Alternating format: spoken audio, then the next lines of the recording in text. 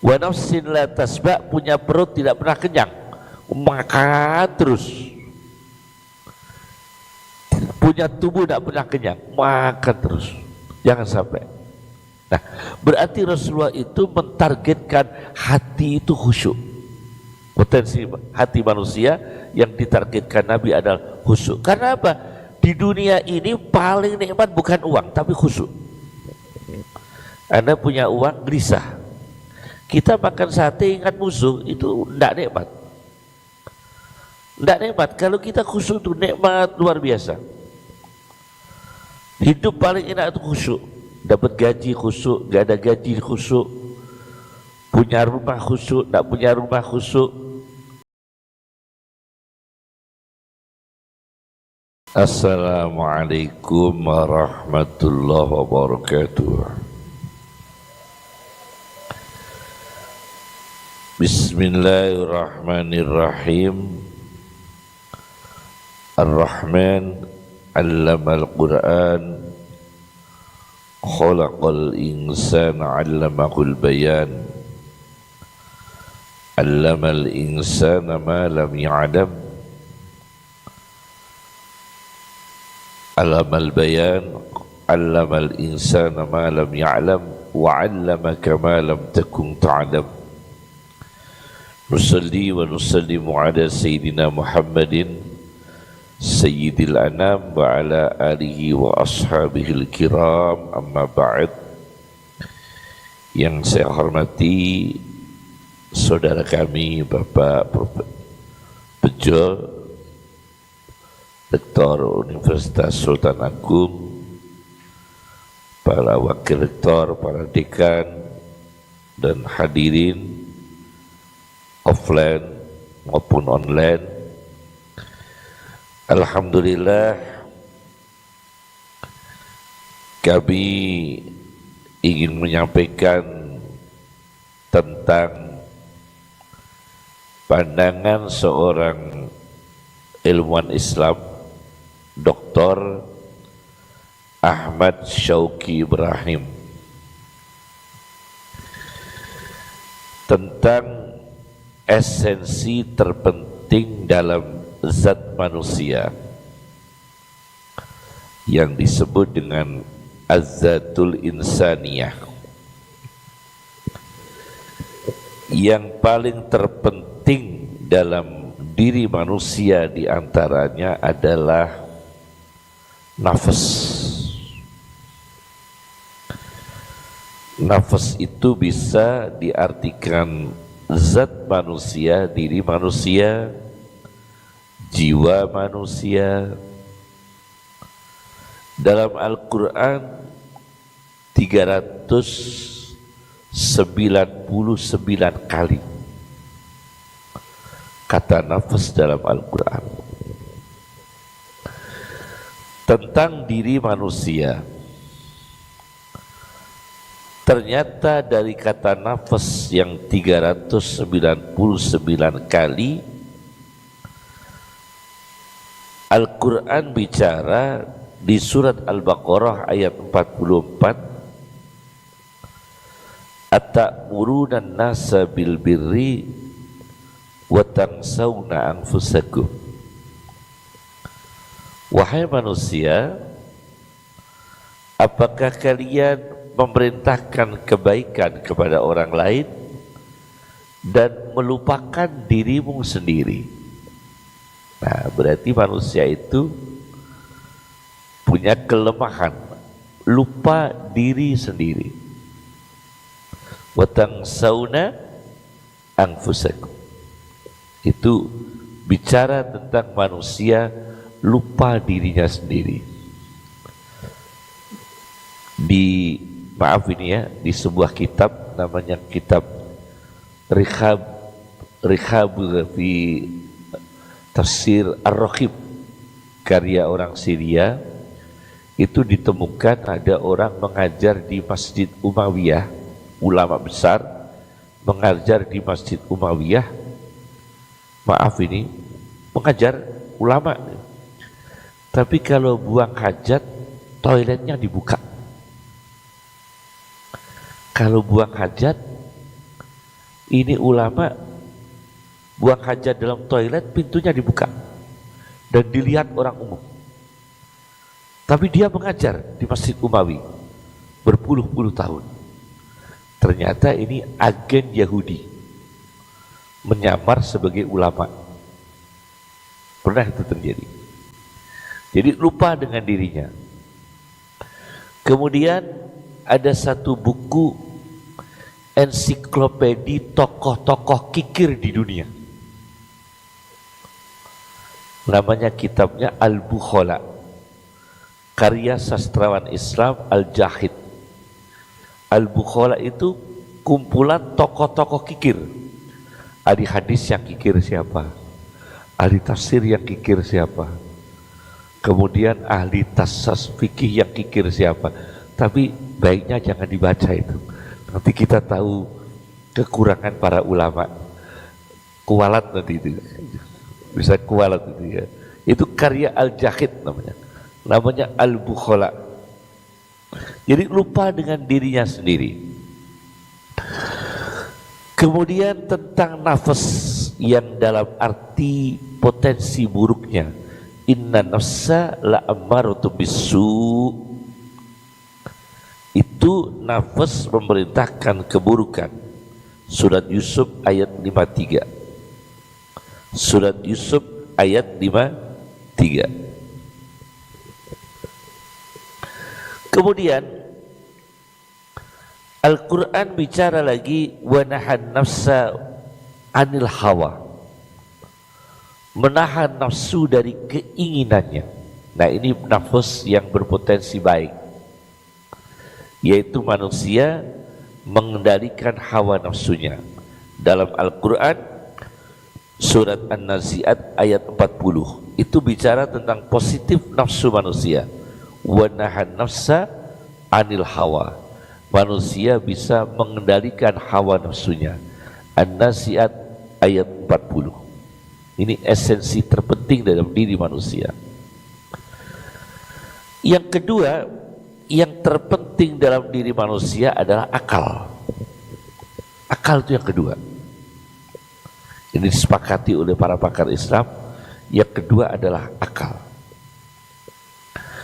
Akal ini kalau pakar yang disebut ilmu tasyrih, ilmu anatomi tubuh manusia, tapi tidak muslim, berbeda dengan ahli kedokteran tapi muslim. Itu kalau ahli kedokteran Islam ternyata lebih mensepakati bahwa akal itu tidak di otak. Tidak di otak. Karena qulubun yaqiluna biha, bahwa organ yang disebut berakal dalam Al-Quran adalah hati.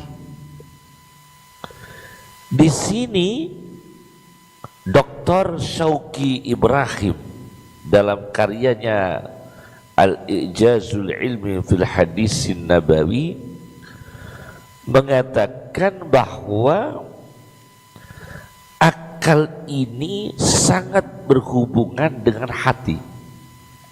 Kalau otak merekam, tempat rekaman dari hawas panca indera yang ditemukan oleh panca indera masuk dalam otak, tapi yang memahami itu adalah potensi yang ada dalam hati manusia. Maka ada temuan para pakar Islam bahwa ada saraf-saraf yang dalam bahasa Arabnya itu asab, yang dari otak, saraf itu terhubung dengan hati manusia. Jadi hati ini yang tempat memahami, akal. Kemudian kalau otak, binatang pun punya otak, bukan hanya manusia. Tetapi Allah yang maha bijaksana dan maha hikmah telah memasang dua potensi yang berbeda. Kalau otak manusia itu adalah zakaan aklian, kecerdasan akal. Kalau otak binatang zaka fitri, kecerdasan naluri, insting. Jadi berbeda. Kalau otak binatang, Allah memberikan potensi zaka fitri, kecerdasan insting, pembawaan natural dari Allah Subhanahu wa taala, tapi natural ciptaan Allah. Kemudian kalau otak manusia adalah zakaan aklian, kecerdasan akal manusia. Nah, ini disebut berpotensi baiknya manusia dari akal manusia. Ternyata Rasulullah Shallallahu Alaihi Wasallam tidak mentargetkan manusia itu menjadi intelektual, tapi Rasulullah pernah memberikan definisi orang cerdas itu bukan ilmuwan, bukan ulama. Orang cerdas itu bukan ulama, bukan ilmuwan. Orang cerdas itu orang yang mempersiapkan dirinya menghadapi kematian. Aneh itu Rasulullah. Kalau orang cerdas, ahli tafsir, ada seorang ahli tafsir, ada tafsir namanya kitab Jannatul Mustaq. Itu tafsir 850 jilid. Dikarang satu orang. Ada seorang ulama besar yang baru wafat, Syekh Amin Al-Harari, mengarang tafsir Hadaiqur Rawh war Raihan 33 jilid. Sekarang ini Pak Bejo ada kitab baru penting sekali tentang ulama-ulama wanita di dunia, dikumpulkan oleh Profesor Dr. Akram An-Nadwi dari Lucknow. Namanya kitabnya adalah Al-Wafa fi Ahbari Nisa. Itu 43 jilid. Oh, tapi Rasulullah bukan itu. Yang dimaksudkan orang cerdas itu, Rasulullah mendefinisikan orang cerdas itu orang yang mengingat kematian, mempersiapkan diri akan kematian. Jadi ilmuwan tapi tidak stres. Ada satu ensiklopedi namanya Ensiklopedi Oxford, ya, saya baca. Penemu mesin diesel itu kan diesel namanya. Subhanallah. Siapa yang tidak kenal dengan diesel? Itu orang berilmu. Punya zaka aklian, kecerdasan akal yang luar biasa. Sampai sekarang mobil yang pakai solar mestinya diesel. Petani butuh diesel. Tapi orang yang bernama diesel itu sendiri matinya bunuh diri. Nah, berarti gak cerdas ini. Tidak cerdas ini manusia. Pinter, ilmuwan, tapi matinya bunuh diri. Dr. Aid Al-Qarni dalam bukunya La Tahzan, Janganlah Bersedih, mencatat Ronald Reagan itu terakhir menjelang wafat gangguan jiwa, stres. Ronald Reagan, Presiden Amerika Serikat, menjelang wafat hidupnya penuh dengan kebingungan. Karena apa? Tanpa ada nilai agama Islam yang diwariskan Rasulullah Shallallahu Alaihi Wasallam. Ya, ini jadi akal itu ya. Yang ketiga adalah hati, qalb. Dalam Al-Quran, qalb itu dikaji beberapa kali. Tapi saya mengumpulkan, belum saya bukukan, saya pernah meneliti organ Nabi dalam Al-Quran. Coba belum saya sempurnakan penelitian saya itu tentang meneliti organ-organ Nabi dalam Al-Quran. Ternyata dalam hati, Rasulullah itu mentargetkan hati adalah hati yang khusyuk. Sampai Nabi mengatakan, aku berlindung kepada Allah bin ilmin la yanfa', dari ilmu yang tidak bermanfaat, wa du'ain la yusma', doa yang tidak dikabulkan Allah, tidak didengar Allah, tidak dikabulkan, wa qalbin la yahsya', ya Allah lindungi kami jangan sampai punya hati tidak khusyuk, wa nafsin la tasba', punya perut tidak pernah kenyang, makan terus, punya tubuh tidak pernah kenyang, makan terus, jangan sampai. Nah, berarti Rasulullah itu mentargetkan hati itu khusyuk. Potensi hati manusia yang ditargetkan Nabi adalah khusyuk. Karena apa? Di dunia ini paling nikmat bukan uang, tapi khusyuk. Anda punya uang gelisah. Kita makan sate ingat musuh, itu tidak nikmat. Tidak nikmat. Kalau kita khusyuk itu nikmat luar biasa. Hidup paling enak itu khusyuk. Dapat gaji khusyuk, gak ada gaji khusyuk, punya rumah khusyuk, tidak punya rumah khusyuk. Tapi jangan teori yang apa itu paralogistik, apa itu paradok ya, apa itu yang mengatakan orang sholat tidak khusyuk lebih baik tidak sholat asal khusyuk. Loh, itu tidak bisa. Itu sama saja dengan orang mengatakan sodakoh tidak ikhlas lebih baik tidak sodakoh asal ikhlas. Mana bisa? Tidak ada orang sodakoh tidak ikhlas. Kalau saya tidak sodakoh tapi ikhlas. Saya pilih nggak sodakoh asal ikhlas. Saya pilih tidak sholat asal khusyuk daripada sholat nggak bisa khusyuk. Tidak mungkin ini. Nah. Jadi hati yang khusyuk. Kemudian Rasulullah dalam satu hadis Nabi diriwayatkan oleh Imam Ahmad, manusia surga disebut oleh Nabi manusia raqiqul qalbi. Bahazim Asy'ari memaknai gembeng hatinya, mudah menangis, mudah iba. Kalau orang Jawa apa? Gembeng, betul ya? Gembeng. Itu Bahazim Asy'ari memaknai raqiqul qalbi, gembeng hatinya, mudah iba, bukan cengeng, iba, mudah iba, mudah menangis, mudah empati. Itu kan luar biasa. Seandainya pemimpin negara itu, pemimpin masyarakat, pejabat itu punya empati, tidak ada korupsi. Orang korupsi itu karena tidak ada empati. Tanya itu, orang kalau korupsi itu pasti tidak punya sifat empati. Kalau punya sifat empati, dia berpikir kerugian negara berapa, kemiskinan berapa, orang yang menderita berapa, kalau saya korupsi harus menderitakan berapa orang, merugikan berapa uang negara. Karena dia korupsi karena tidak ada empati, dan inilah potensi buruk manusia. Maka yang perlu dikelola oleh manusia yang ketiga adalah hati manusia. Itu yang ketiga. Kemudian yang keempat, fuad. Berbeda lagi. Fuad ini dalam Al-Quran disebut 5 kali. Kata fuad 5 kali.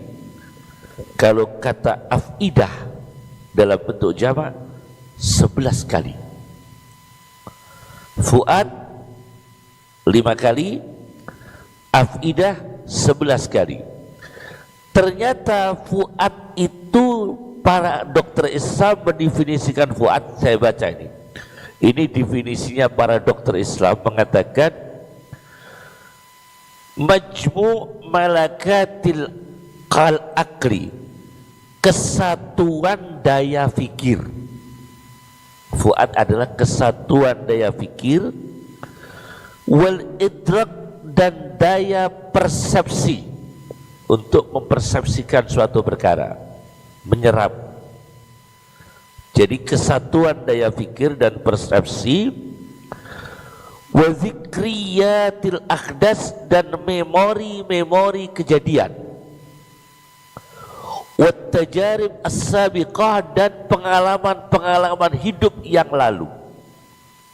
Itu kalau digabungkan jadi satu disebut fuad. Ya, Jadi kita punya kekuatan daya pikir, daya idrak, persepsi, kemudian memori kejadian-kejadian sejarah, pengalaman-pengalaman hidup kita ingat. Nah, itu disebut fuad. Maka kalau anak kecil itu belum punya fuad, yang punya hati, fuad belum. Maka dalam perkembangan tubuh manusia, organ yang dipilih oleh Al-Quran, ya, itu perkembangannya itu fuad kalau sudah dewasa. Wallahu akhrajakum min butuni ummahatikum la ta'lamuna syai'an. Allah mengeluarkan kamu sekalian dari perut ibumu belum berilmu. Wa ja'ala lakumus sam'a wal absara wal af'idah. Kemudian baru dewasa punya afidah, karena sudah punya pengalaman hidup, sudah punya memori sejarah, sudah bisa berpersepsi, sudah bisa berpikir. Kesatuan jadi satu itu disebut fuad dan afidah. Al-Quran bicara ini sampai ini ada penting sekali doa supaya manusia cerdas. Bagaimana manusia punya fuad yang cerdas, hati yang cerdas. Ini ternyata ada thariqahnya.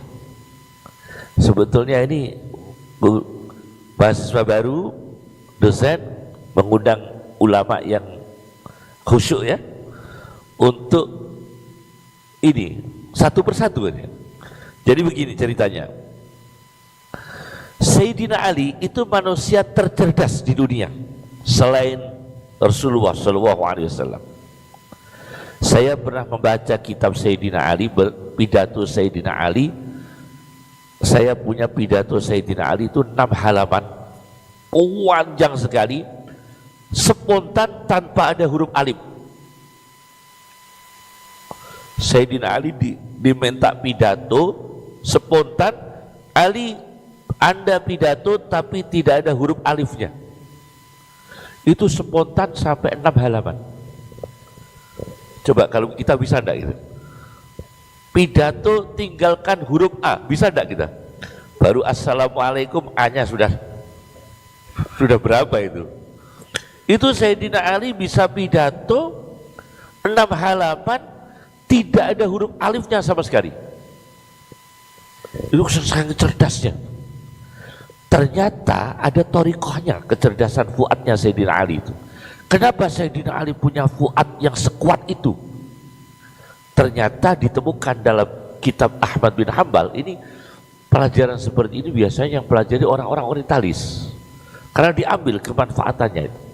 Nah, ternyata ketika Sayyidina Ali diangkat Nabi menjadi hakim agung di negara Yaman, diangkat Nabi menjadi hakim agung di negara Yaman, Sayyidina Ali matur kepada Nabi, ya Rasulullah, engkau angkat aku, engkau jadikan aku sebagai hakim agung, engkau utus aku jadi hakim agung di negara Yaman.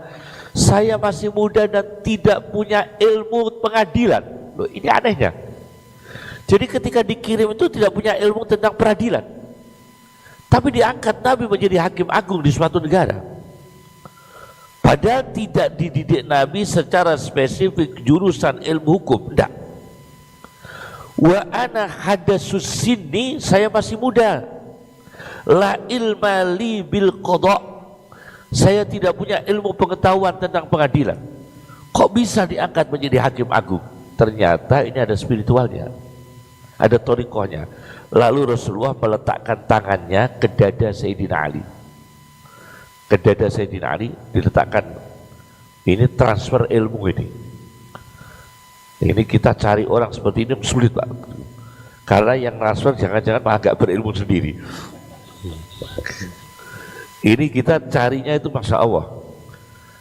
Sayyidina Ali akhirnya tangan Rasulullah itu sallallahu alaihi wasallam, fawadu'a yadahu ala sadri, meletakkan tangannya Rasul meletakkan tangannya pada dada saya, dan Rasul mengatakan, inna waha musabbitun qalbak wa hadin fuadak.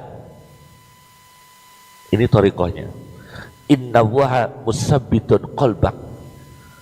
Allah akan meneguhkan, menguatkan, menetapkan hatimu, wahadin fuadak, dan memberikan bimbingan fuadaka, fuadmu. Begitu disentuh tangan Nabi dan didoakan Nabi seperti ini, Sayyidina Ali langsung berpengetahuan ilmu peradilan. Luar biasa ini. Nah, kita mungkin tidak bisa ya, mungkin seperti ini dengan doa, tapi setidaknya doa Nabi ini kita pakai. Tangan kita letakkan ke dada dengan membaca inna wa musabbitun qalbak wa hadin fuadak. Itu satu persatu harusnya. Tidak bisa dada diwakili orang lain, harus satu persatu. Ya, yang mahasiswi khusus mengundang seorang muslimah yang khusyuk ya, khusyuk yang hafal Quran atau yang ahli ibadah untuk mengamalkan thariqah Nabi ini sallallahu alaihi wasallam. Itu tentang fuad.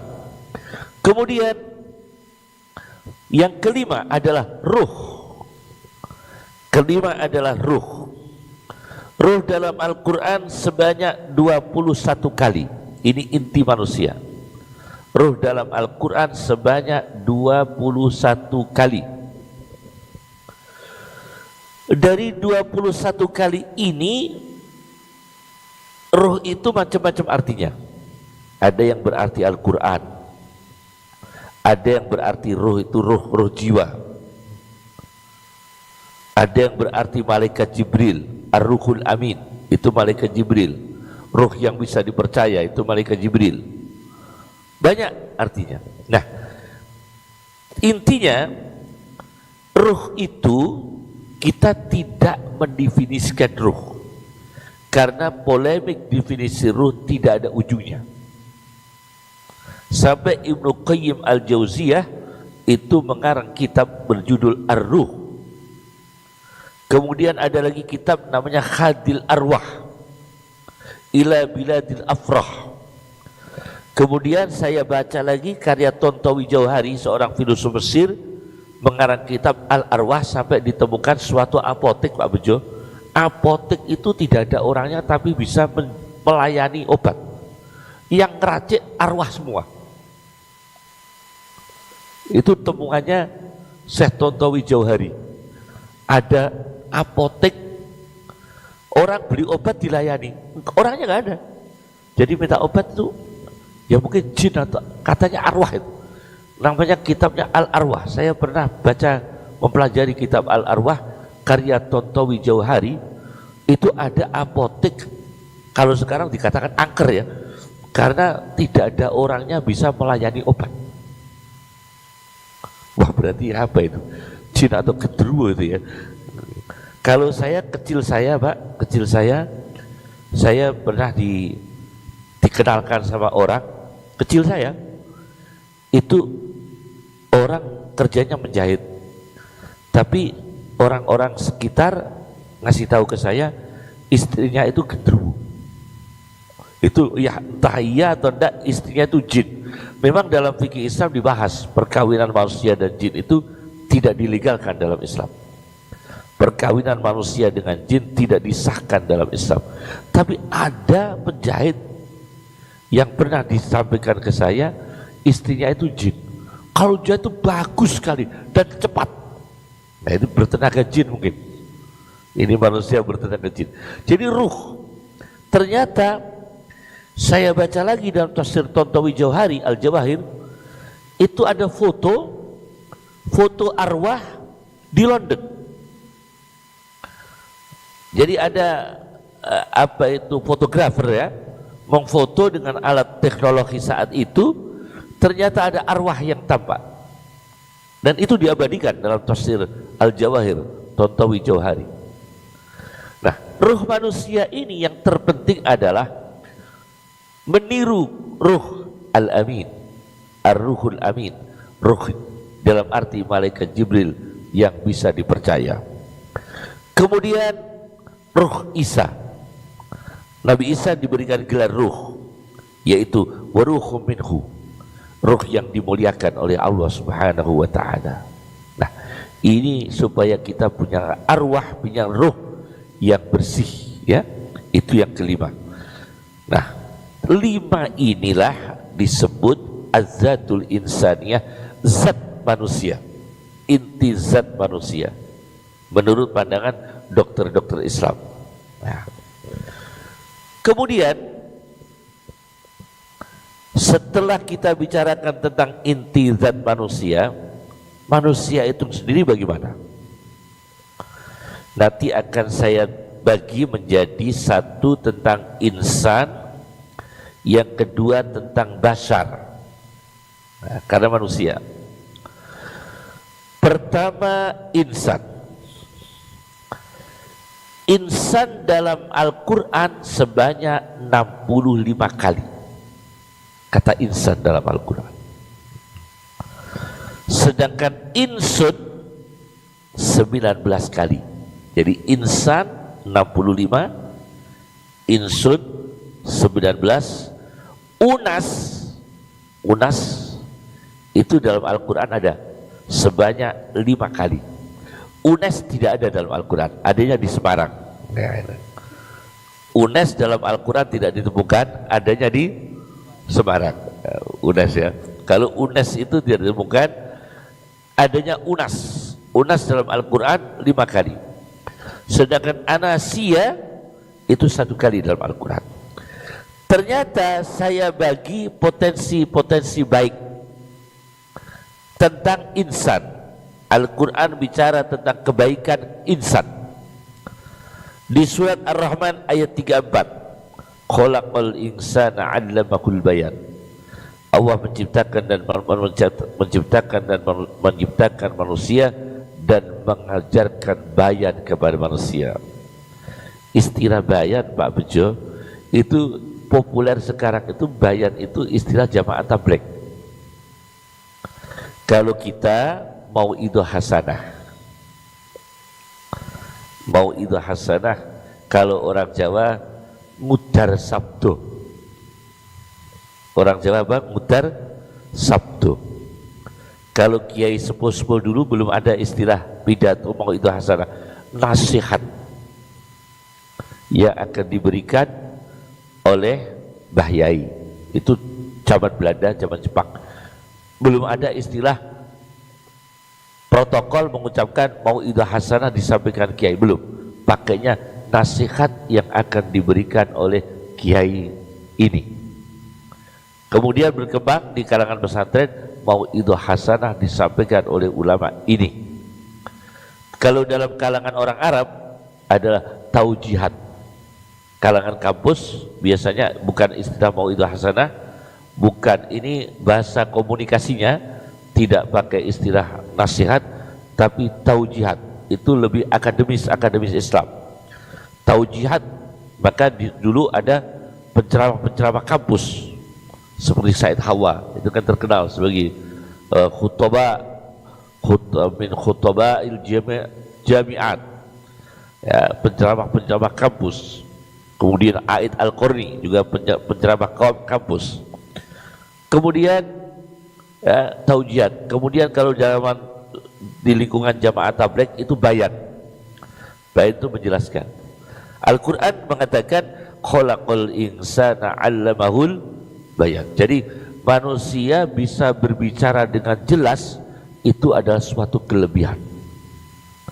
Kadang orang berilmu tinggi tapi dalam menerangkan itu sulit difahami. Ilmunya tinggi.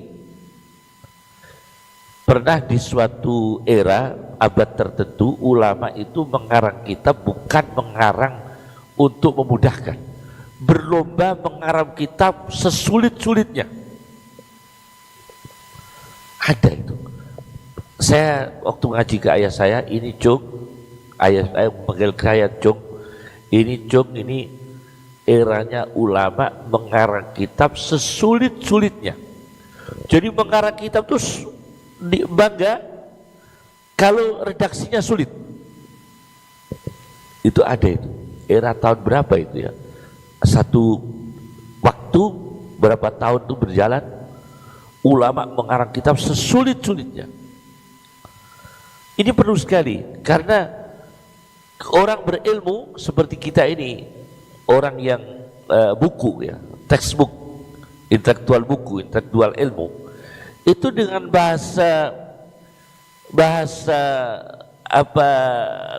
wartawan yang dipakai oleh Said Qutb misalnya dalam tafsir fi Dilalil Quran, itu kita sulit memahaminya karena itu bahasa sukhafi, bahasa jurnalistik dipakai oleh Said Qutb dalam tafsir fi Dilalil Quran, maka sulit dipahami. Oleh karena itu potensi manusia yang termasuk yang lebih adalah manusia insan yang diberikan kelebihan menjelaskan sesuatu dengan jelas. Kemudian ada lagi manusia disebut allamal insana ma lam ya'lam. Manusia diberi ilmu yang sebelumnya belum tahu. Subhanallah. Ilmu yang manusia dulu belum tahu sekarang tahu. Dalil akli ini perlu diketahui, khususnya yang usuluddin ini ya. Dosen-dosen usuluddin harus tahu. Dalil akli yang dulu pakai filsafat itu akhirnya kan tanakut, berlawanan dengan akidah Islam.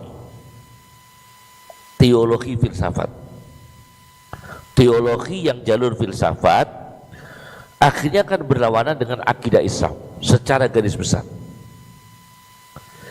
Tapi sekarang era teknologi itu justru menguatkan informasi syariat Islam. Itu berbeda. Kalau pakai filsafat, dia malah tidak menerima syariat Islam. Tapi kalau pakai sains, malah menerima Islam. Ini sama-sama dalil rasionya. Ternyata manusia diciptakan oleh Allah, ilmunya berkembang. Allamal insana ma lam ya'lam. Allah memberi ilmu kepada manusia yang belum tahu. Dulu orang mengilmiahkan sesuatu dengan filsafat. Kalau filsafat etika, nanti filsafat akidah, filsafat ketuhanan, sampai akhirnya berlawanan dengan syariat. Ada bahayanya. Tapi alhamdulillah sekarang ini Allah memberikan teknologi, memberikan sains.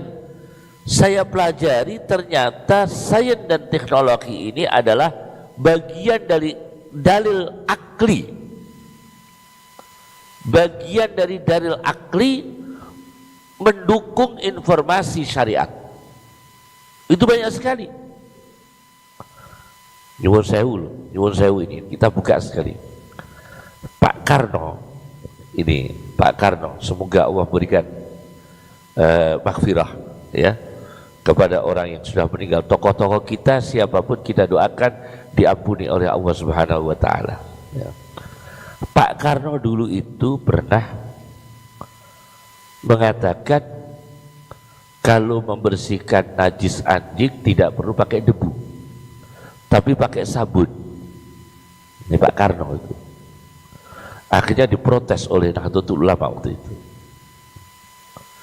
Diprotes oleh Nahdlatul Ulama, diwakili oleh putra Kiai Siddiq, kalau tidak salah Kiai Mahfud Siddiq atau Abdullah Siddiq, kakaknya Ahmad Siddiq Rais Am NU. Nah, protes ke Pak Karno. Nah, ternyata kalau padahal Pak Karno itu kan ilmuwan, basicnya ilmuwan, tapi mempelajari waktu itu beliau tidak menganalogikan tentang sains dengan syariat. Tapi setelah sekarang ini ternyata debu yang direkomendasikan oleh Nabi itu sangat baik dan sehat untuk menghadapi jilatan anjing. Nah, luar biasa. Ini kan dalil akli yang sekarang, dalil rasio tapi berkembang yang sekarang. Kemudian dialog dengan arwah dulu diperdebatkan, tapi begitu dalil akli berkembang dengan adanya apa? Teknologi tertentu bisa memfoto arwah, bahkan ada dialog yang dilakukan dengan wasail at-teknologiyah, instrumen teknologi yang mendukung kemudian untuk bicara dengan dunia arwah. Sekarang orang baru percaya bahwa cerita-cerita dalam tasawuf, adanya dialog-dialog arwah itu dimungkinkan terjadi, yang dulu diingkari dengan teori filsafatnya. Nah, ini yang saya maksudkan, bahwa allamal insana malam ya'lam, manusia berilmunya berkembang. Nah, yang bisa seperti ini seperti kampus Budi Sula itu, karena ada teknologinya, ada kedokterannya, maka ini sebagai dalil akli semua. Kedokterannya, teknologinya, itu dalil akli semua untuk membenarkan informasi syariat, bukan untuk menolak syariat. Allamal insana malam ya'lam. Nah, yang kemudian manusia dalam pandangan Al-Quran buruknya. Nah, ini buruknya. Nanti pada kesimpulan terakhir sangat memprihatinkan manusia itu. Ini saya masih ada waktu 1,5 jam sampai 2 jam mengulas tentang manusia ini ya, karena manusia dalam ayat-ayat kana, saya baca ini semua ayat kana ini ya, tentang manusia. Coba didengarkan. Manusia dalam pandangan insan, dalam pandangan Al-Quran dengan redaksi wa kanal insanu ajula. Manusia adalah sukanya tergesa-gesa, pengennya itu cepet sugih, duwe omah, mobil akeh, gaji akeh, ora tau loro, bati terus, untung terus, kepenak terus, gak tau metu duite, gak tau loro. Ah, itu kesukaan manusia, tergesa-gesa. Wa kanal insanu ajula. Kemudian wa kanal insanu kafura. Manusia itu suka mengingkari nikmat, tidak ingat jasa orang lain. Subhanallah, tidak ingat jasanya gurunya, lupa dengan kiainya. Sowan ke kiai itu kalau sudah rugi, sudah bangkrut, lama tidak pernah sowan kiai, begitu dagangannya hancur, rumah tangganya kucar kacir, baru sowan kiai. Kalau sukses lupa kiai, kalau pas gagal usahanya sudah rumpet baru sowan kiai. Wa kanal insanu kafura. Manusia itu mudah mengingkari nikmat. Kemudian Al-Quran wa kanal insanu qatura. Manusia itu suka mempersempit dirinya, mempersempit rezekinya, mempersempit nafkahnya. Kemudian wa kanal insanu aksara syai'in jadala. Manusia adalah suka membantah. Ini kan buruk semua. Wa kanal insanu aksara syai'in jadala. Manusia suka membantah. Innal insana layadgha. Sesungguhnya manusia condongnya melampaui batas. Coba Anda buktikan saja. Orang kalau punya gawe mantu di Jawa, di tetangga kita, di masyarakat kita, mantukan anaknya, menikahkan anaknya, condongnya itu melampaui kemampuan atau di bawah kemampuan. Melampaui. Hutang-hutang, ya kan? Orang punya gawe itu kan. Orang beli mobil, beli kendaraan, itu condongnya melampaui kemampuan atau di bawah kemampuan. Condongnya melampaui kemampuan, buktinya kredit, ya kan? Berarti innal insana layadgha, sesungguhnya manusia itu mudah melampaui batas. Orang bodoh tidak sekolah urut, diberi gelar doktor, tetap mau. Meskipun ilmunya nggak dokter, tapi dipanggil dokter tuh tetap seneng. Meskipun dokter tuh gelarnya itu beli gelar dokter, tidak urut, tetap senang orang. Karena melampaui batas ingin disebut orang berilmu. Nah, orang tidak kaya tapi disebut kaya raya, itu tetap senang. Innal insana liyatgha, sesungguhnya manusia mudah melampaui batas. Kemudian wa khuliqal insanu dha'ifa, manusia itu diciptakan lemah. Innal insana lafi khusrin, sesungguhnya manusia itu mudah dalam kerugian. Sungguh dalam kerugian. Itu insan semua dalam tema tidak baik. Dalam tema tidak baik. Nah, saya contohkan ini. Ilustrasi kasus ini ya. Ilustrasi kasus, ada seorang ahli tafsir yang masih hidup sekarang. Itu bagus sekali. Kalau itu dikaji untuk akademik luar biasa. Sekarang masih hidup. Profesor Dr. Muhammad Rotib An-Nablusi. Itu punya tafsir An-Nablusi 14 jilid. Saya punya di rumah. Ingat saya 14 jilid. Beliau mengkaji Asmaul Husna itu sampai 4 jilid besar. Asmaul Husna itu 99 nama Allah itu dikaji sampai 3 jilid besar. Di situ saya baca tentang kajian Asmaul Husna beliau, bahwa di Damaskus ada seorang dokter, Tabibun Nisa'i, dokter wanita. Itu bahasa Arabnya dokter ginekologi.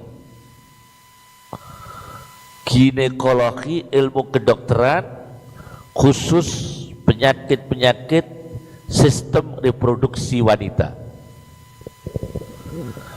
Itu namanya dokternya Tabib Nisa'i, dokter yang menangani kasus-kasus kewanitaan. Itu pernah 70 tahun yang silam di negara Damaskus ada dokter yang paling top di negara itu. Ini kasusnya kita perhatikan. Ternyata dokter ini, Masya Allah, kurang manusiawi. Dia tidak mau mendatangi pasien yang di rumah, kecuali harus disediakan kendaraan pulang pergi dan sejumlah uang lira emas. Uangnya pakai lira. Lira itu uang Itali dulu. Itali kan ya? Uang lira. Pakai lira dahab emas. Jadi dokter ini mahal sekali. Mau saya datang. Padahal senegara Damaskus ini dokter yang paling top satu negara itu. La yujadu fi Damaskus ghairuh. Tidak ditemukan di Damaskus kecuali itu. Bukan senegara ya, sekota Damaskus. Saya ralat, sekota Damaskus. Nah, suatu ketika ada orang miskin, anggota keluarga wanita itu punya penyakit, harus mendatangkan dokter ini, tapi tidak punya uang karena keluarga orang miskin, sampai menjual tempat tidur. Masya Allah, sampai ia turun libai'il firas, terpaksa menjual tempat tidur karena untuk mendapatkan sejumlah uang lira emas dan ongkos sewa transportasi antar jemput dokter tadi. Akhirnya dokter itu didatangkan, dikasih uang lira emas dan antar jemput. Tapi dengan terpaksa orang miskin itu menjual kasur tidurnya, lemek tidurnya, tempat tidurnya. Apa yang terjadi? Dokter ini setelah mengalami, dia ketika menangani orang kaya tidak kualat. Ketika menangani orang kaya tidak kualat ya. Tapi karena terhadap pasien miskin dia tidak ada rasa kasih sayang. Ini dokter langsung begitu nyampe rumah tidak lama kemudian mengalami lumpuh separuh tubuhnya, kelumpuhan separuh tubuhnya, dan baunya tidak enak. Oleh istrinya ditempatkan di rumah bawah tanah. Itu sampai sekarang rumahnya masih di kota Damaskus. Rumah kenangan dokter ini. Rumah paling aneh sekota Damaskus. Dan rumah yang bangunan terlangka di dunia, termasuk bangunan langka. Wa huwa min andaril abniyah, termasuk desain rumah yang langka. Itu rumahnya dokter ini di Damaskus. Akhirnya dia dimasukkan oleh istrinya di ruang bawah tanah. Orang kaya sekali. Istrinya kalau ngantarkan makanan lewat orang, tidak mau dekat dengan suaminya karena baunya tidak enak. Apa yang terjadi ini? Ini akibat lam yakun hadat tabib. Dokter ini yarhamul mar'atal faqirah, tidak menyayangi, tidak ada rasa empati dengan wanita miskin. Itu berbahaya sekali. Nah, ini berarti manusia yang mengingkari nikmat Allah. Dia tidak bersyukur kepada Allah sampai memaksa orang tidak punya itu menjual tempat tidurnya untuk memberi sejumlah uang kepada dokter tersebut. Nah, ini ilustrasi tentang keburukan manusia. Kemudian bashar. Nah, bashar ini sekarang insan sudah, sekarang bashar. Bashar itu manusia yang kelihatan kulitnya. Jadi kalau akal itu tidak disebut bashar. Manusia zat tadi mulai akal, kemudian ruh, kemudian hati, kemudian fuad, itu tidak termasuk bashar. Bashar itu yang kelihatan itu. Wajah kita kelihatan, tangan kita, kaki kita, kulit kita, itu bashar namanya. Manusia dalam arti bashar. Dalam Al-Quran 36 kali manusia disebut bashar, 36 kali disebut basyaraini 1 kali. Bashar 36 kali, basyaraini 1 kali. Ternyata dalam Al-Quran ini, bashar dalam Al-Quran adalah tentang penciptaan manusia. Allah berfirman di surat Al-Furqan ayat 54, wa huwallazi khalaqa minal ma'i basyara. Itu kalau khutbah nikah pasti dibaca, ya kan? Kalau khutbah nikah kan dibaca ya, wa huwallazi khalaqa minal ma'i basyara. Dan dialah Allah yang menciptakan manusia dari mani, dari sperma.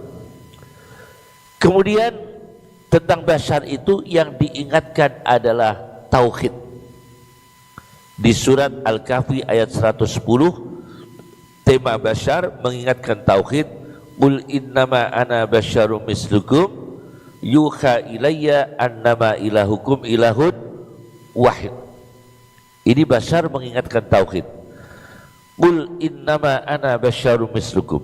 Katakan, sesungguhnya saya Muhammad adalah manusia yang kulitnya secara luar, secara visual seperti manusia biasa, tapi ada spesifik khosais, kelebihan Nabi Sallallahu Alaihi Wasallam.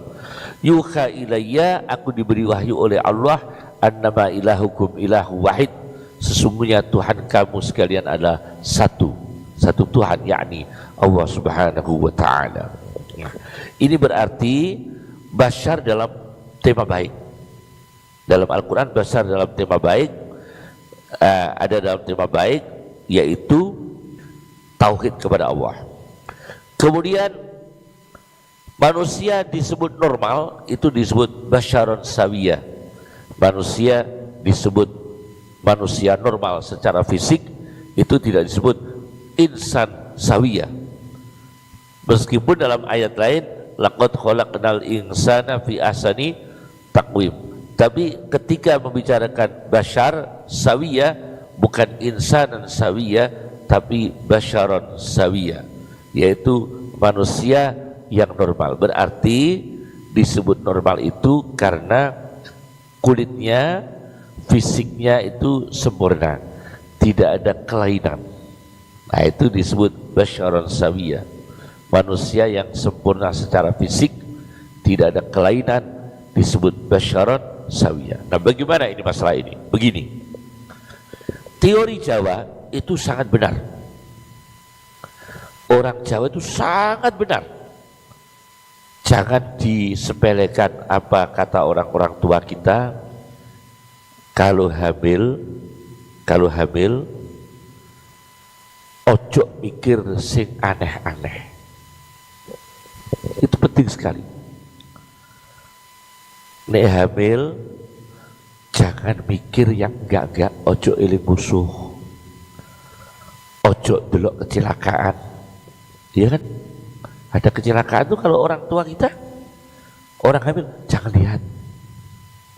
Ada orang kecelakaan, ada orang cacat lewat, ojo delok, doakan yang baik, tapi gak usah didelok. Nggak iling-ilingan. Itu ternyata ya. Karena apa? Basyaron sawiyah itu, manusia punya organ sempurna. Itu saya baca dalam tafsir Tontawi Jauhari, namanya tafsir Al-Jawahir. Itu ada majalah Brazil, ada majalah di negara Brazil mengangkat berita ada orang yang bekerja di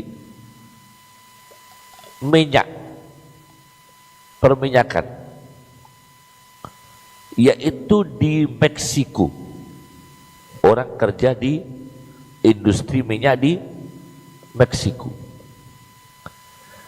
Istrinya hamil. Nah, ini orang kerja di Meksiko dengan gaji yang luar biasa ya, karena perminyakan. Petrol ya berarti ya, perminyakan. Nah, orang ini datang menunggui istrinya di rumah sakit untuk persalinan, kelahiran. Istrinya di dalam kamar untuk kelahiran, suaminya di luar. Dokternya keluar menyampaikan kepada suaminya, "Bapak jangan kaget ya, saya bawakan anaknya dari istri Bapak, saya bawa sekarang ini, saya tutup ya. Tapi Bapak harus dengan tenang ya menghadapinya." Begitu dibuka ternyata kata berukuran 65 cm. Kata itu berukuran 65 cm, kan besar loh, setengah meter lebih.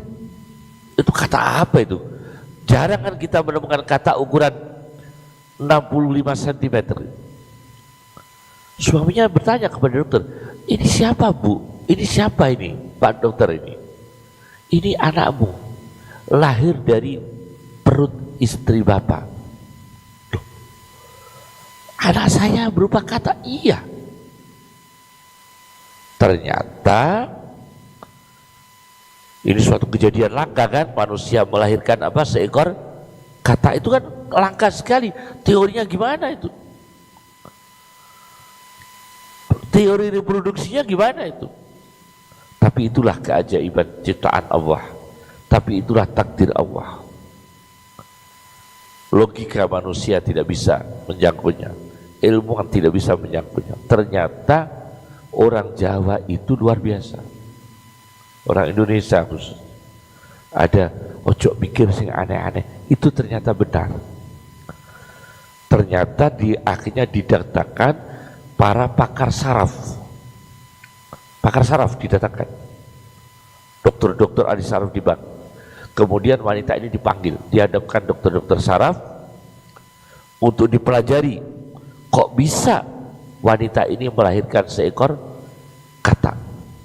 Ternyata semalam sebelum kelahiran, hanya berselang semalam, coba ini, Berarti kan selama 9 bulan itu masih janin manusia, ya. Tapi semalam perempuan ini cerita kepada di hadapan para dokter saraf, tadi malam wajah saya itu ada benda berjalan di atas wajah saya raba-raba, ternyata katak. Jadi ada katak merambat di wajah saya. Saya kaget dan takut sekali. Jadi semalam itu saya hanya perasaan takut dengan katak.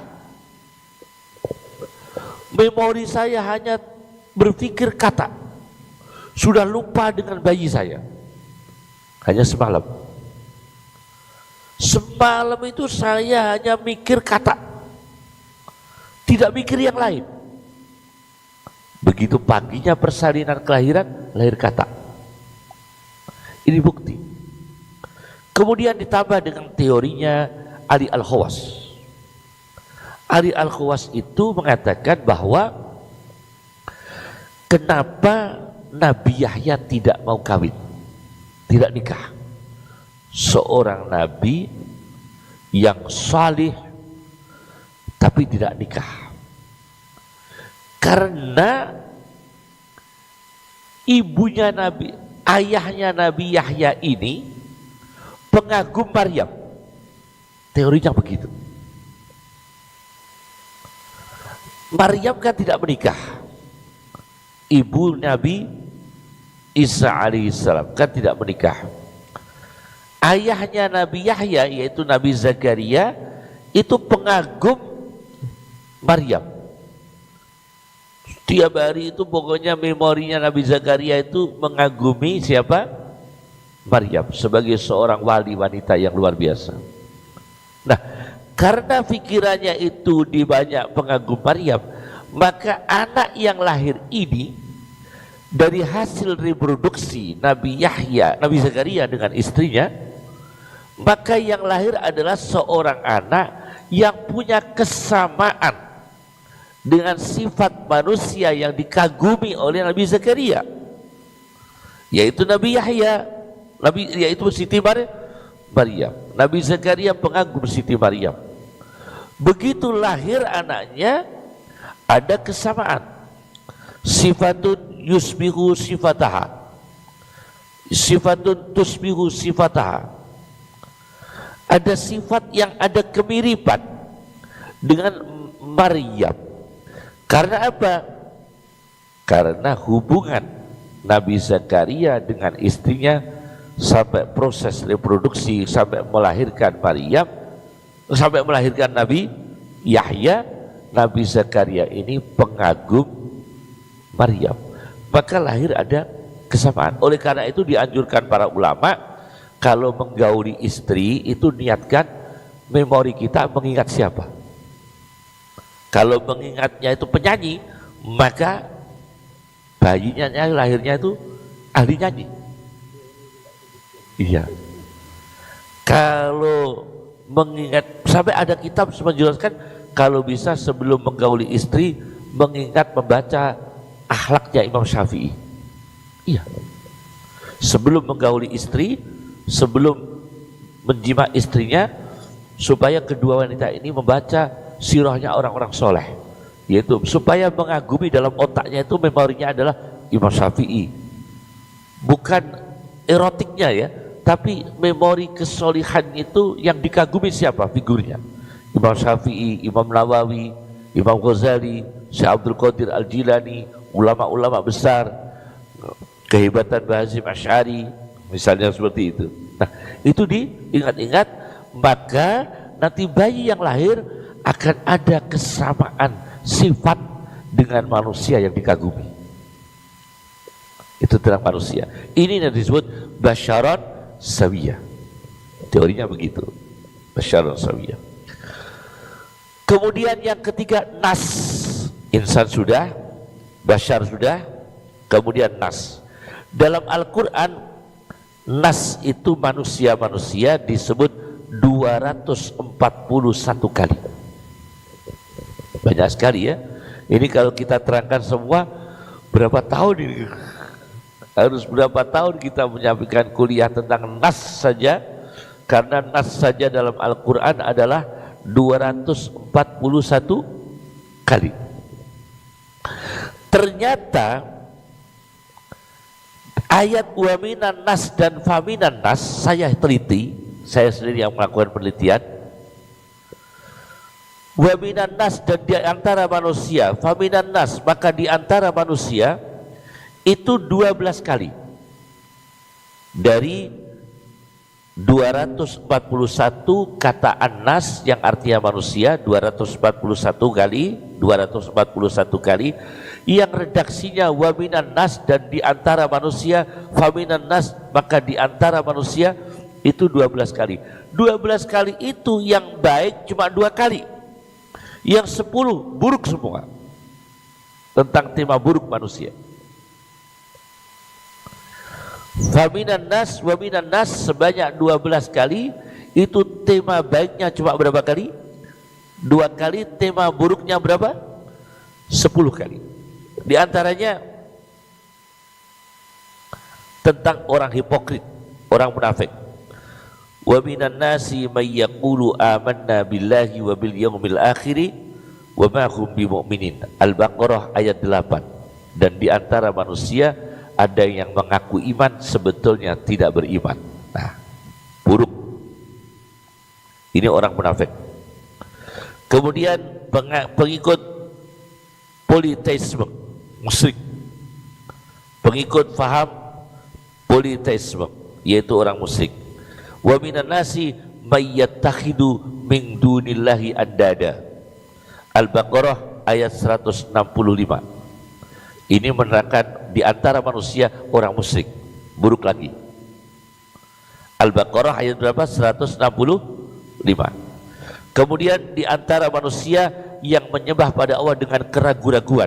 Wa minan nasi may ya'budullaha ala harfin. Menyembah Allah dengan keraguan-raguan. Kalau pas punya uang, sholatnya sergap, pas nggak punya uang, nggak pernah sholat. Atau kebalikannya. Kalau pas menderita, istiqomah beragama Islam. Kalau pas bahagia agama Islam, kalau pas menderita keluar dari Islam. Nanti kalau punya uang lagi kembali ke Islam lagi, kalau pas miskin tinggalkan Islam lagi. Nah, itu ada orang seperti itu. Nah, ini disebut mayya'budullaha ala harfin. Kalau pas kaya ikut Islam, kalau pas miskin keluar dari Islam. Ini orang disebut di surat Al-Hajj ayat 11, yaitu orang yang skeptis. Jadi orang hipokrit disebut ayat 8 surat Baqarah, oleh orang politeisme 165 surat Al-Baqarah, orang skeptis surat Al-Hajj ayat 11. Buruk semua 10 kali. Yang baik hanya berapa? 2 kali, yaitu diantaranya surat Al-Baqarah ayat 207. Wa minan nasi may yashri nafsahu ibtigha'a mardatillah. Dan di antara manusia ada yang mengorbankan dirinya, menjual dirinya, mengorbankan dirinya untuk mencari ridho Allah. Nah, ini yang baik. Nah, coba perbandingannya nggak imbang. Ini luar biasa. Ternyata nanti konklusinya bagaimana tentang manusia ya. Ternyata menyedihkan tentang manusia itu. Nah, ini perlu sekali ini ya dalam pandangan Islam. Maka Islam sampai terakhir tema manusia itu buruk. Minal jinnati wan nas. Terakhir manusia adalah tema yang buruk. Minal jinnati wan nas. Bahkan rumah tangga terakhir dalam Al-Quran, rumah tangga yang buruk. Tabbat yada abi lahab wa imra'atuhu hammalatal hatab. Itu rumah tangga yang buruk. Suaminya buruk, istrinya buruk. Bahkan terakhir surat Al-Falaq tentang manusia yang dengki, penyihir. Dan terakhir lagi tentang surat An-Nas, yaitu tentang penyakit waswas yang bersumber dari setan, minal jinnati wan nas.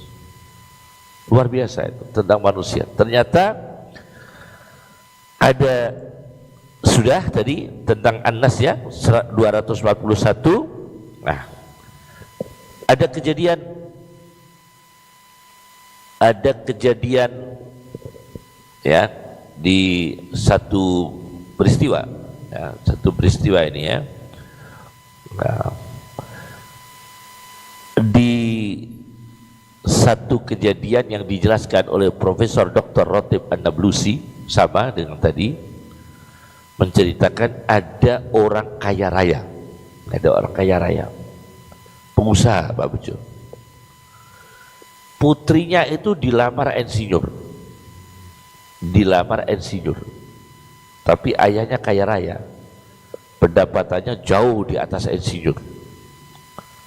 Putrinya dilamar insinyur yang pendapatan insinyur itu dahlu muhandis.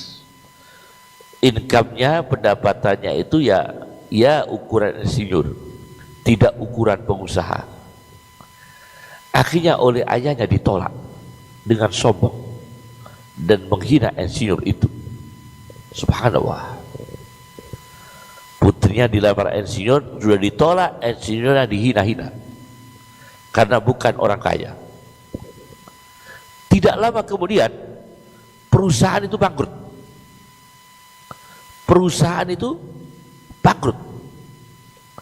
Sampai tinggal menyisakan hutang yang harus diselesaikan oleh pengusaha tadi. Akhirnya pengusaha itu berpikir ulang, bagaimana ini perusahaan saya hancur, utang saya menumpuk. Insinyur itu tidak patah hati, melamar yang kedua kalinya, melamar putri pengusaha itu yang kedua kalinya. Tapi yang kedua ini diterima karena perusahaannya sudah hancur, sudah tidak lagi menjadi orang kaya. Ketika menjadi orang kaya, insinyur itu ditolak. Ketika sudah tidak menjadi orang kaya, insinyur ini diterima. Begitu diterima, subhanallah, insinyur inilah yang membangunkan perusahaannya, dikelola oleh insinyur ini, dan mertuanya menjadi karyawannya. Mertuanya menjadi karyawan menantunya. Terbalik, dibalik oleh Allah. Karena apa? Inilah manusia yang sombong, akhirnya dibalik oleh Allah. Ini diceritakan oleh Dr. Rotib An-Nablusi ketika menceritakan, mengkaji asma Allah Al-Jabbar. Hanya Allah lah yang berhak maha sombong, yang lainnya tidak boleh sombong. Hanya Allah yang boleh sombong, Al-Jabbar. Itu diceritakan oleh Rotib An-Nablusi. Sudah terakhir ya. Kemudian kesimpulan Al-Quran tentang manusia. Ternyata Al-Quran tidak mendata statistik manusia, jumlahnya seluruh manusia di dunia berapa, tidak disebutkan. Berapa perempuan di dunia tidak disebutkan oleh Al-Quran, berapa laki-laki di dunia tidak disebutkan oleh Al-Quran. Tetapi Al-Quran bicara tentang sifat-sifat manusia secara mayoritas. Ternyata mengejutkan kesimpulan Al-Quran tentang manusia. Saya baca ini, yaitu kualitas ideologi, kualitas akidah yang rendah. Kualitas akidah manusia rendah. Kemudian kualitas intelektualnya rendah. Kemudian kualitas spiritualnya rendah. Itu kesimpulan Al-Quran. Mengejutkan itu. Maka terobosan seperti kampus-kampus Islam sangat dibutuhkan. Bagaimana mencetak manusia dengan kualitas akidah yang kuat, kualitas intelektual yang tinggi, kualitas spiritual yang luar biasa. Karena Al-Quran menyimpulkan manusia, saya baca ini, satu, walakinna aksaron nasi la yu'minun, dan tetapi kebanyakan manusia di muka bumi, terbanyak dari manusia di muka bumi, la yu'minun, tidak beriman. Nah ini jelas, ini kesimpulan Al-Quran.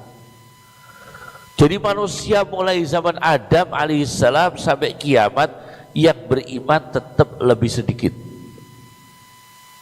Walakinna aksaron nasi la yu'minun, dan lebih banyaknya, tetapi lebih banyaknya manusia di muka bumi tidak mau beriman. Berarti rendah kualitas akidahnya. Yang kedua, walakinna aksaron nasi la yashkurun. Walakinna aksaron nasi la yashkurun. Dan tetapi lebih banyaknya manusia tidak bersyukur, kualitas spiritualnya rendah. Yang ketiga, walakinna aksaron nasi la ya'lamun. Dan kebanyakan lebih banyaknya manusia adalah tidak berilmu, kualitas intelektualnya juga rendah. Nah, ini yang kita prihatin ya, sampai Al-Quran memberikan konklusi seperti ini, walakinna aksaron nasi la yu'minun. Kebanyakan manusia itu, mayoritas manusia tidak beriman, mayoritas manusia tidak bersyukur, mayoritas manusia tidak berilmu. Maka dibutuhkanlah pondok pesantren, perguruan tinggi Islam untuk bagaimana mencetak supaya berkualitas intelektualnya, berkualitas spiritualnya, berkualitas akidahnya. Itu hanya kita umat Islam yang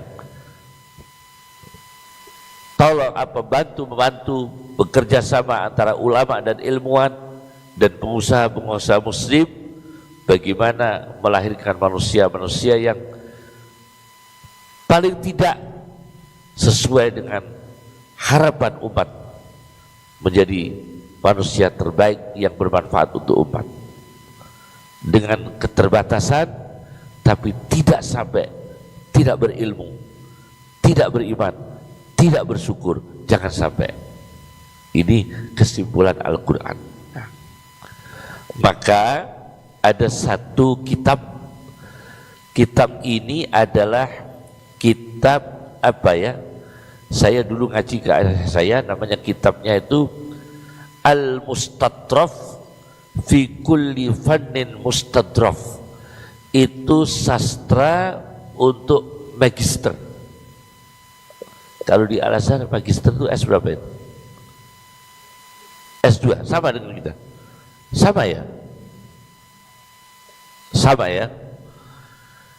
Itu saya baca penelitian magister. Ya, namanya kitabnya Al-Mustadraf fi kulli fannin mustadraf. Ya, itu saya dulu ngaji ke ayah saya kitab ini.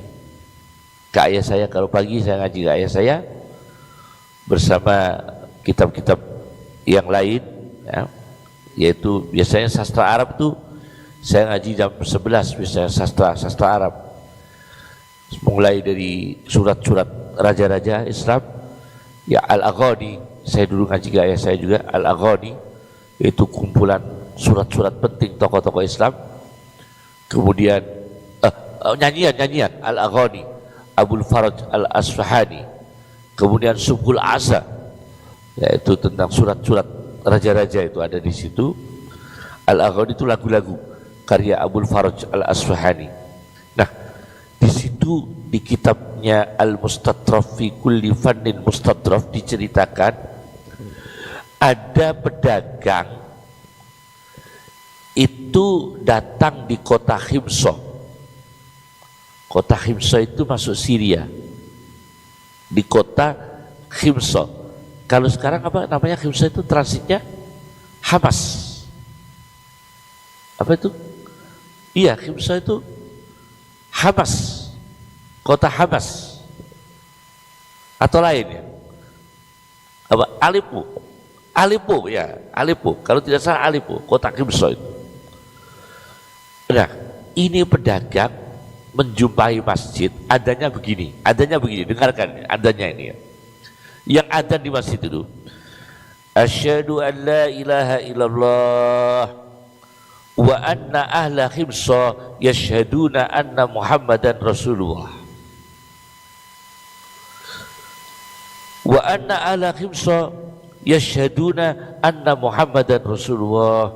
Penduduk Himsa bersaksi sesungguhnya Muhammad utusan Allah. Pedagang ini mikir, kok ada adzan seperti ini? Akhirnya pedagang ini lari ke masjid, penasaran, adanya kok aneh seperti ini. Masuk ke masjid, ikut jamaah, lihat jamaahnya, yang imami itu kakinya diangkat satu. Yang imami dalam masjid itu kakinya diangkat satu, yang satu penuh dengan kotoran. Aneh lagi, yang adzan sudah aneh, yang imamnya apa? Kakinya diangkat satu, ya, karena yang satu itu berlumuran kotoran, tinja. Jadi yang imamnya itu kaki yang satu berlumuran tinja, yang satu dipakai diletakkan di lantai, yang satu diangkat berlumuran tinja. Dia ngimami. Lebih kaget lagi ini, imamnya kok begini? Akhirnya menemui bendahara masjid.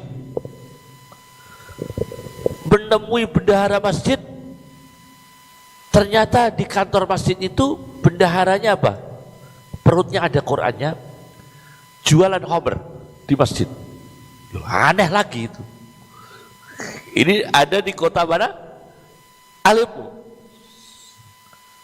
Jualan homer. Kaget lagi loh. Imamnya sudah aneh, yang ada juga aneh, imamnya aneh. Sekarang bendahara masjidnya bawa Quran di perutnya dan menjual apa? Minuman keras terbuat dari anggur. Sudah ya? Akhirnya orang ini gak terimalah, ingin melaporkan ke hakim qadhi. Qadhi itu kalau di sana berkuasa ya, menurunkan imam, mengatur siapa imamnya, siapa imam sholat, siapa muadzinnya, pokoknya yang kuasa di situ qadhi, hakim di situ. Akhirnya orang ini lari-lari menemui hakim di kota itu. Begitu ketemu hakimnya sedang melakukan homoseks dengan laki-laki. Kaget lagi, loh kok janggal semua ini satu. Akhirnya dia kesimpulan, qala Allah Himsa, Allah telah membalik kota Himsa ini. Hakimnya cerita, kamu kaget ya? Iya, saya kaget. Jangan kaget. Kenapa muadzinnya seperti itu? Karena muadzin yang asli itu sedang sakit. Sekarang kita cari muadzin yang suaranya bagus, ketemunya orang Yahudi. Yang ada itu Yahudi tadi.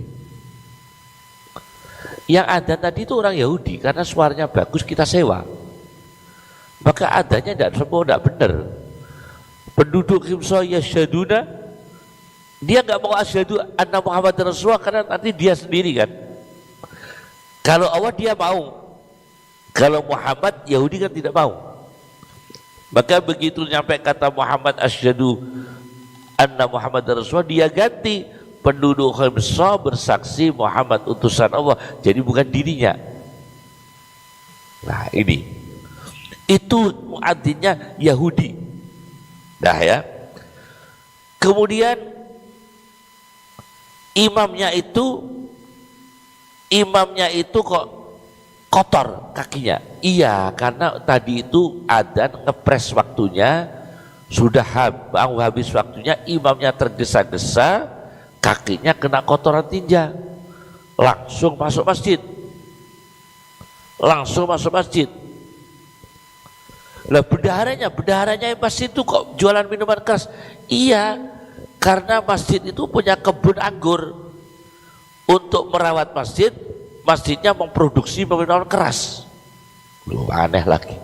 Jadi masjidnya itu punya kebun anggur.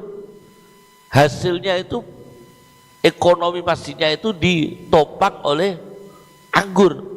Nah, supaya dapat uang banyak, masjid dikelola oleh bendahara memproduksi minuman keras dari anggur untuk menghidupi masjid. Masya Allah. Jadi semua aneh. Itu pernah terjadi di Himsa. Bayangkan ini jelas. Walakinna aksarun nasi la yu'minun, walakinna aksarun nasi la yashkurun, walakinna aksarun nasi la ya'lamun. Inilah yang bisa saya sampaikan tentang manusia, bahwa manusia baik dan buruk, tetapi natijah Al-Quran ternyata manusia itu lebih banyak yang tidak beriman, lebih banyak yang tidak bersyukur, lebih banyak yang tidak berilmu. Itulah tugas kita, para ulama, para ilmuwan, para pesantren dan akademisi Islam, sangat bertanggung jawab untuk bagaimana melahirkan umat Islam, mencetak umat Islam ini berkualitas akidahnya, spiritualnya, dan apa itu berkualitas intelektualnya, ya.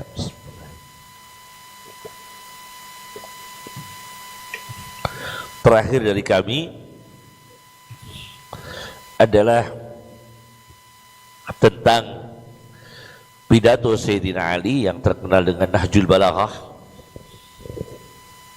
Kita orang Sunni, saya Ahli Sunnah wal Jamaah, bukan pengikut Syiah, tetapi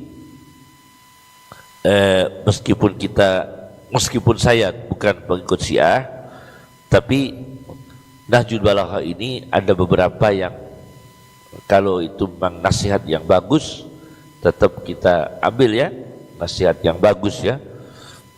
Dalam syarahnya Nahjul Balaghah, kalau tidak salah yang mengarangnya itu Ibnu Abil Khudaid, Ibnu Abil Khudaid atau Ibnu Abil Hadid, ya, saya lupa. Saya dulu mengaji syarah Nahjul Balaghah. Ayah saya Sunni, beraliran Asy'ari Maturidi, saya juga ikut Sunni Asy'ari Maturidi, tapi saya dulu ngaji ke ayah saya, juga ngaji tafsir Fathul Qadir Zaidiyah, juga tafsir Nahjul Balaghah juga ngaji. Nah, Sayyidina Ali itu kalau diceritakan di syarah Nahjul Balaghah jilid 20 halaman 461, Sayyidina Ali itu kalau bulan Ramadan, Masya Allah, memberi buka orang-orang itu dengan daging, tapi Sayyidina Ali tidak ikut makan bersama mereka, makan daging. Jadi yang enak-enak disuguhkan oleh Sayyidina Ali. Pas Ramadan itu disuguhkan makanan, menu-menu daging untuk orang-orang, tapi Sayyidina Ali sendiri tidak ikut makan daging itu bersama mereka. Setelah mereka makan, Sayyidina Ali pidato. Nah, ternyata orang Indonesia ada apa, kuljum, kuliah 7 menit, ada kultum, ada kuljum atau kultum, ya, kultum, ada kajian Ramadan, habis apa itu ceramah, habis berbuka puasa, itu ternyata Sayyidina Ali sudah melakukan, ya. Dalam pidatonya Sayyidina Ali di sini dijelaskan, i'lamu anna milaka atau malaka amrikum ad-din, ketahuilah kamu sekalian bahwa tiang perkara kamu sekalian adalah agama, satu agama. Wa ismatakum at-taqwa, dan yang untuk menjaga kamu sekalian adalah ketakwaan. Wa zinatakum al-adab, dan sesungguhnya yang menghiasi kamu sekalian adalah etika. Yang menghiasi kamu sekalian adalah etika. Wa khusuna a'radikum al-khilmu, yang menjaga benteng kehormatanmu adalah sifat lapang hati. Itu adalah benteng-benteng kehormatan manusia adalah sifat lapang hati. Ini pesan yang saya sampaikan, semoga bermanfaat, menjadi manusia yang baik indallah, baik indannas, baik di sisi Allah, baik di sisi manusia, dan tidak menjadi setan manusia atau manusia dari manusia, atau menjadi setan manusia yang disebut minal jinnati wan nas. Allahumma akhnina bil ilmi wa zayyinna bil hilmi wa akrimna bit taqwa wa jammilna bil afiyah. Allahumma kun lana wa la takun alina.